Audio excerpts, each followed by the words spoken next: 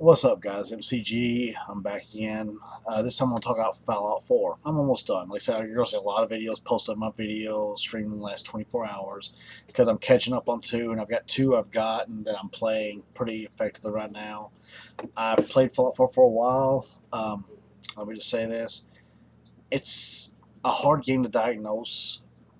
There's some great aspects of it, and there's some aspects that I'm not as impressed with. Let me just go ahead and say this. I haven't beaten the game, so I'm not going to be able to introduce any spoilers. I don't want to do that. I don't want to have like a game that's got a great story like Last of Us and be like, oh God, I would have fucking tell you what's going on, and then not be able to, I mean, because like I said, that's one of my favorite games of all time right now. But anyways, oh, also, apparently my daughter's in the apparently having a nightmare or something. It's trying to freaking cry her way awake. So hear some baby screams. I'm sorry. Part of being a parent. Just got to deal with it.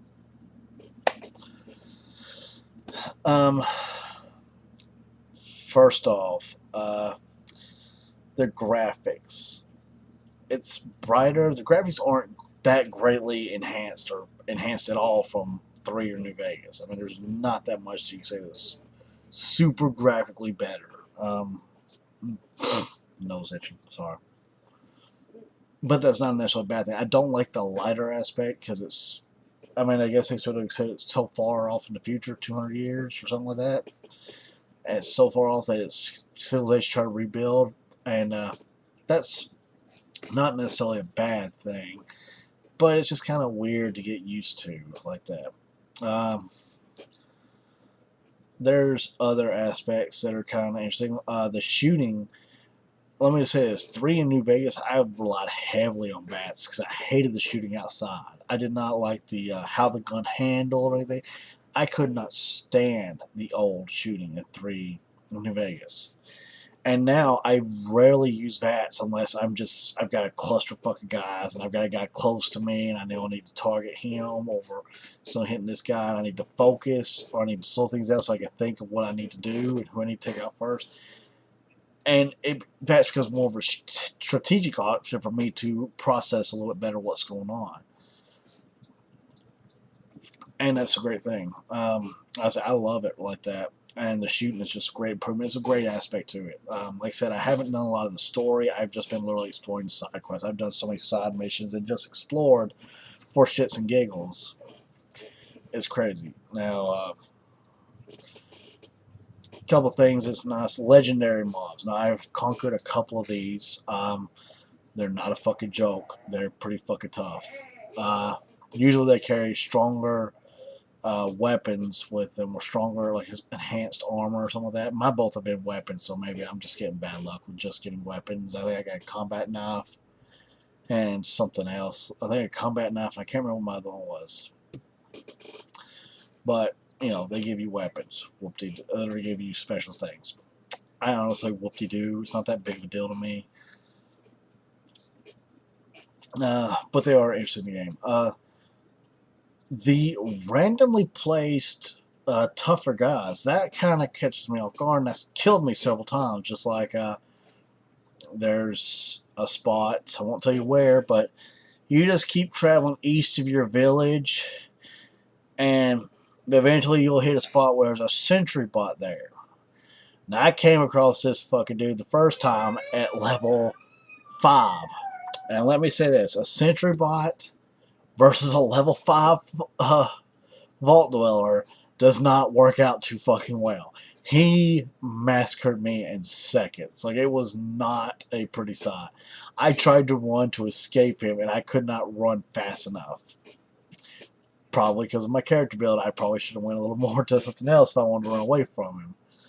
So if it was somebody I could talk to, I'd probably been better off because I went a charisma character build because I'm all about the settlement. I really, it's an aspect I do love in the game. I spend more time in my settlement working on that than I do anything else. I have not built 2 settlements. I have literally just focused on sanctuary and just improving it. Like I produce almost double the food and water and beds and defense than I have people. I have actually stations I don't have enough people up to set up the defense for yet because I have nobody set to man them. It's just how it is. but there's some just crazy stuff on it. I do love how you can build on, how everything you collect is just a part of something. You can use it to make these great things. Wood is in abundance. There's no need for wood. I mean, you can get that shit all over the fucking place. Um, some of the things that are hard to find, like the crystal that are in the traps and stuff, cameras, microscopes, they're a little bit more annoying to find. When you got like this one piece, like the fucking radio beacon to try to recruit people to your settlement. The finding the crystal for that early is a bitch. It took me forever to find. I run out of screws constantly, but one way to do that is I've figured out recently the scavenger perk that allows you to disassemble your guns and find screws kind of helps that, but I still find myself running low every now and then. Oil, copper, some of the stuff's harder to maintain because you use it for so much shit, but that's just how it is.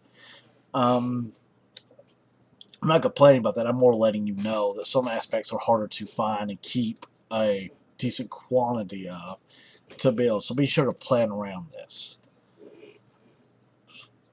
Like I said, I went a high charisma build just because I wanted to work on my settlement. But you don't have to do that if that's not for you. It's just a side feature in the game. There is a quest line for a few of it, which you should probably do. I mean, it's just free experience, honestly. So why not do it? But let's see. One of the coolest things that I have absolutely fucking loved is a radiation storm. Now, I've only encountered this twice, mostly because I'm always exploring, so I'm always entering shit and all that stuff, and I've probably come a lot closer to a few of them than I know of, but because I enter like tons of buildings and stuff, I probably missed them because of that. Let me say, radiation storms are beautiful. They're amazing. They're a great part of the game. I love seeing them. Unless I'm out in the open fucking somewhere. I say that sucks. Now, you can fast travel or enter a cave, do that. I don't like doing that because I feel like it's part of the game. Now, getting in a cave I'll do, but that's dangerous sometimes. But, I feel like fast travel is a cheap way to get out of it because it's part of the game. You should have to find cover. I'm all about playing a game like how it's meant to be. I don't want to kind of cheapen it out too much. There is some things I will cheapen out, but I don't want to cheapen it too much to the fact that I ruin the gameplay of it. Let's see, what else is there?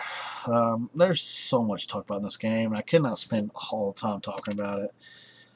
Let's talk about some of the problems. It does have sometimes some glitching is a big problem. Like people glitch through walls and stuff like that. In which game of this size, that's not uncommon. They're not going to take out every glitch. If it's not a major glitch, they're not going to take it out. You do have AI dumbasses. 99% of the time, it's your companion is the AI dumbass. I will say that. Probably 99.9% of the time, the dumbass AI is your companion who will fucking block you in the damn doorway. It's just part of it. As with every other Fallout, they don't just hand you everything in a tutorial. Say, here, this is how you play the game. Go ahead and play it. Part of Fallout. Like I said, if you're expecting that, don't get this game. All right? Part of Fallout is adventuring, exploring, learning from your mistakes, making those mistakes, so you can come back to the next time and say, if I'd done it this way, how would it improve my gameplay? And that's what Fallout wants. It wants you to replay. It wants you to make mistakes and make errors and then have to come back and replay it again and say, if I go down this path instead of this one, how will that change how I've played the game and the outcome of the game and the story of the game? That's one of the things, like the multiple factions and all that stuff. That's part of the game. And it's just something that you need to understand. You're going to do because you're going to make mistakes the first time. It's just part of it. But part of playing Fallout is to learn from mistakes, so that way when you come back the second time, you can choose a different path or act a different way towards it and just see how it goes. And if you're reviewing a game and you're pissed off because they don't hand you everything in a paper bag, don't review that game. All right, Bethesda has made a living on this, and it's one of the key aspects I love about Fallout. It's not here's how you play a game. Here's a pamphlet. This is how you should play the game. You should do everything in this pamphlet. This is what will enhance your game. No, it's oh, okay, you're out of the vault. Here, go. Go explore. Go do whatever the fuck you want to. You want to make a mistake? You want to encounter a random sentry bot and fucking have that dude mow you down? Guess what? You learn. Oh, next time I know there's a sentry bot in this fucking area, I'm not going over here. Oh, one thing I also didn't mention: if you come across a red guy with a skull, get the fuck away. All right, that's just a pro tip. If he has a skull, it's not a boss or anything. It's not a boss. Well, it kind of is a boss sometimes, but it's not a boss. It's a this guy is vastly higher than you in level. If you fuck with him, 99% chance he's gonna fucking destroy your ass, unless you just like have like a shitload of mines, lay some strategic mines.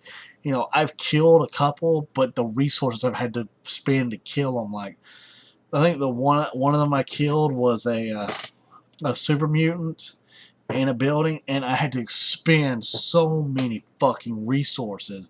I think I had to lay like 5 to 9 mines, use up almost all my shotgun ammo and my 10mm ammo. I mean, I spent so much. I think I used up all my grenades, all my Molotovs. I mean, it took so much to kill him. It wasn't worth what he fucking dropped. I should have just left him alone and came back when I was higher level to kill him.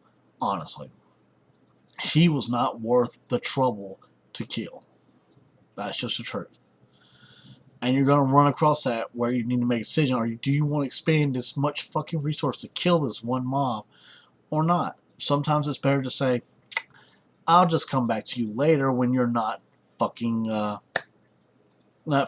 outrageously out-leveling me to the point that it's a fair fight. And like I said, Fallout 4 is one game that I talk about a lot because I'm a big Fallout fan. This game has great aspects to it. I don't know about the story because the story, I haven't played through it, and it's just not something that I really... Fallout 3 and New Vegas, I wanted to be part of the story. The story was good. It captured me. Alright? Like I said, I'm a dad. Alright? And The Last of Us fucking story had me freaking entranced. I was in tears at times. I mean, I was wanting to be a part of that story. It just felt so central to me. The Fallout story has not yet, I don't think I've gotten to the point yet where it entrances me yet. Like I said, I haven't played all the way through it because I just get so distracted with so much shit and this open world. I mean, I do get distracted with it very easy. And it's easy to get lost, be like, oh yeah, main story, forgot about that. But there's no problem with it. But like I said, it's just the early part is not memorable. I think I'm about 50% through. I think, don't quote me on that. Maybe 40%. But it's just, it hasn't got a point where it's like, oh god, I need to finish the story. I want to know what happens. Oh my god, what's gonna, I'm not to that point. And that's just me. It might be for other people, but it may just be me. All right. But that's it, guys. My final review is I give it a solid 8.8, 8.8 to 9 out of 10 easily. It is one of the better games, but honestly, to me, as vast and as amazing as this is, it's still not the best game in my library. The next game isn't the best game in my library either, but it's not the best game in my library. It's one of the top games in my library, but it's not the best. That's just how it is. Is it worth every bit of money? Oh god, yeah. Buy easily means with the shit you can do and the time you can spend, and oh, it is well worth the money, and it's not even a debate to think about. But it is not one of the top games in my library where I say I have to play this game 24/7 every day. It's just not. Other than that, guys, take care. Peace. Hope you have a fun one. And see you in the next one.